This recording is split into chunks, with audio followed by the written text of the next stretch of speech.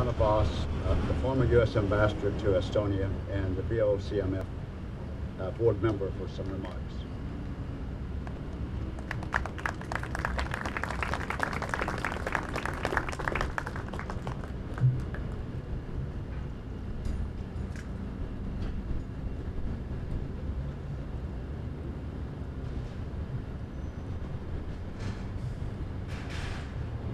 Good morning.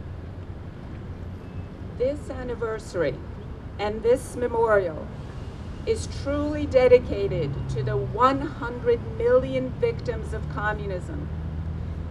Also, it is dedicated to almost a quarter of the world's population, to the people who seek freedom, the people who seek independence, but are still enslaved in states that are controlled by the Communist Party, states such as China, Cuba, North Korea, and Vietnam.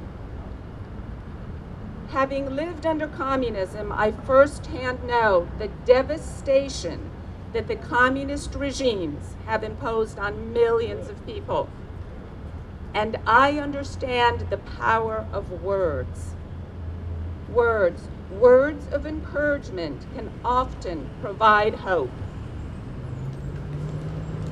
American leaders such as President Ronald Reagan, leaders such as Senator Jesse Helms, leaders such as President George Bush, they all believe that every human hungers for freedom.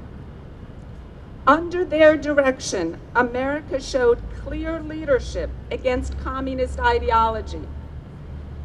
We all remember President Ronald Reagan's famous speech at the Brandenburg Gate, where he demanded that Mr. Gorbachev tear down the wall in Berlin. Or Senator Jesse Helms' speech to the United Nations Security Council, where he said, quote, "It was America's clear intention to help bring down the communist regimes that were suppressing and oppressing their peoples." Or President Bush, who in his speech for the 60th anniversary of the start of World War II stated, "No one's liberty is expendable." Their words and their deeds did matter. I am a child of concentration camp survivors. I am a first-generation immigrant from Poland, a country, a democratic country, whose freedom was taken away by an imposed Soviet communist rule. At the outbreak of World War II, my father, who was born into democracy, was captured by the Soviets, and at that time he was separated from his officers. His officers were those who we hear about, who were murdered in cold blood in the massacres, in the Katyn Forest massacres.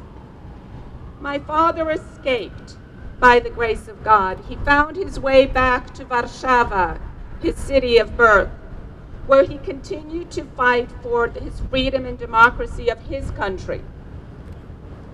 And in the midst of this German occupation of Poland, and despite the imposed immediate death sentence of anyone helping Jews, my father and his parents managed on helping Jews get out of the ghetto. For this, he is recognized by Israel and my family at Yad Vashem as righteous among the nations. In 1944, my father and his family took part in the Warsaw Uprising, again defending their city, their country, and their democracy. But they were captured, and the entire family were placed in concentration camps. Now, my father subsequently was liberated by General Patton and General Patton's Third Army.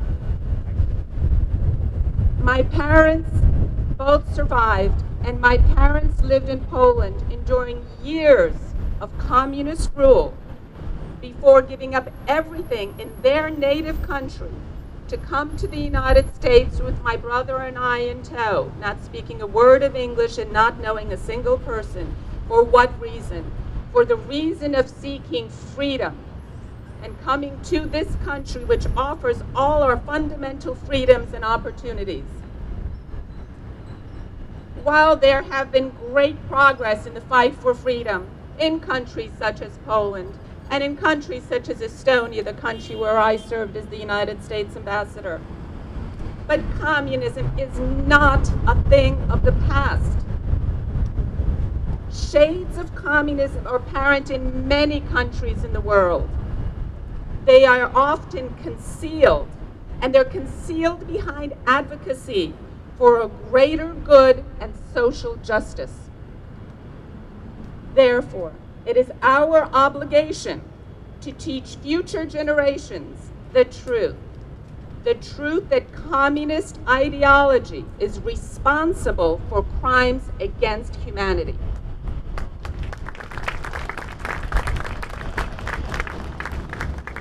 As President Bush stated at the dedication of this monument, evil is real and evil must be confronted. Our mutual obligation is to teach history, because without the knowledge of the past, how can we possibly correctly interpret the present and make proper decisions for the future? This monument should serve as a constant reminder to us that, as President Ronald Reagan said, quoting him, freedom is never more than one generation away from extinction. It is to be fought for, protected, and handed down to the next generation. Thank you.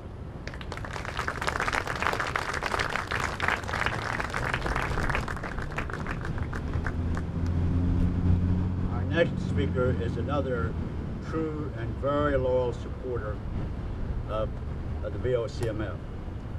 Annette Lantos, the widow of the late Congressman Tom Lantos, serves as chairman of the Lantos Foundation for Human Rights and Justice. She worked for many years as executive director of the Congressional Human Rights Caucus and is the distinguished founder of the International Free Wallenberg Committee to raise awareness of Raoul Wallenberg's incredible humanitarian mission in her native Hungary. And I think she has a special announcement she's going to make today also. So please join me in welcoming Annette Lantos.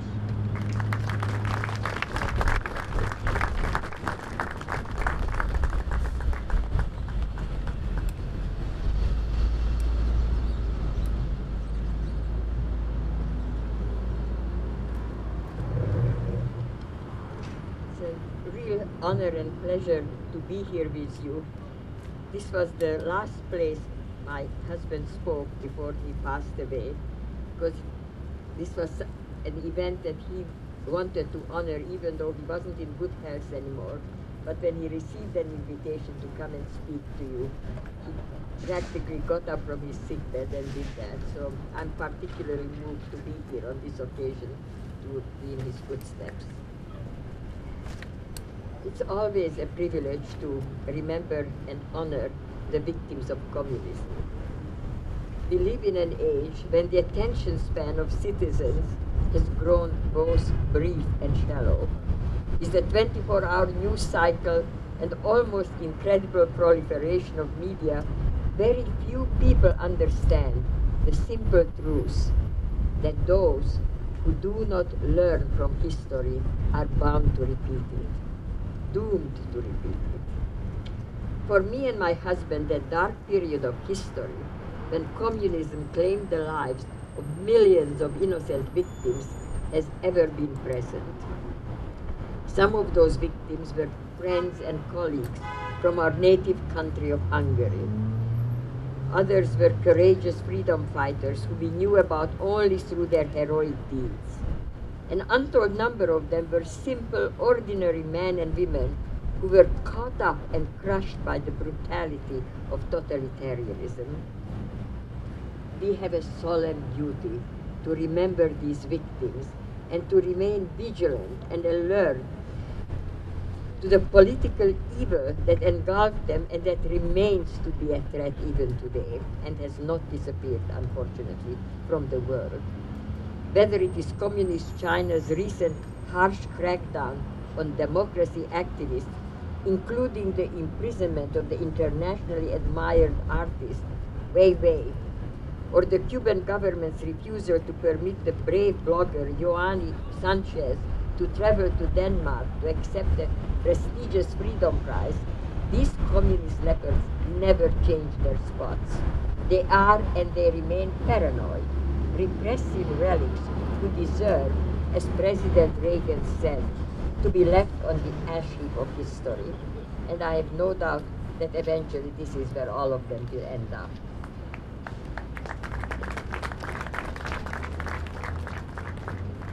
My late husband was an incurable optimist who would often say in the darkest time, we are just bending a windy corner of history.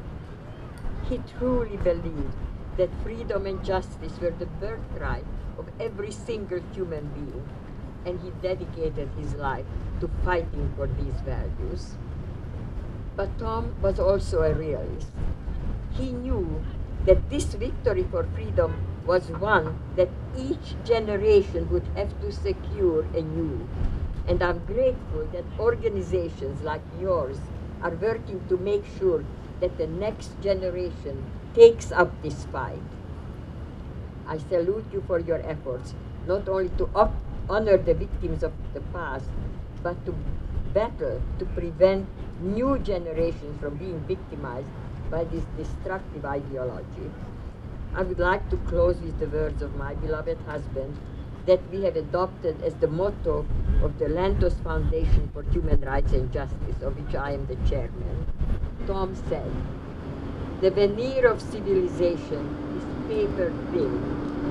We are its guardians and we can never rest." Thank you, and may God bless you.